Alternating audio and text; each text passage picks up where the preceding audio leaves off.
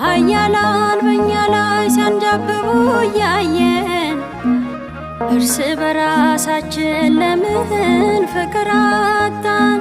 አዲስ ዘመን መጥቷል፣ አዲሱን እንልበስ። ወደ ቀድሞው ፍቅር ባካችሁ እንመለስ።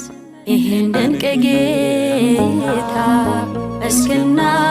እስክናመስግነው ዘመንን በዘመን የምተካ እርሱ ነው። እግዚአብሔር አለቴ አምባዬ መድኃኒቴ፣ እግዚአብሔር ሰላሜ ጸጥታ ነው ውበቴ። አይደለም በራሴ ዘመን ባይ በርሱ ነው።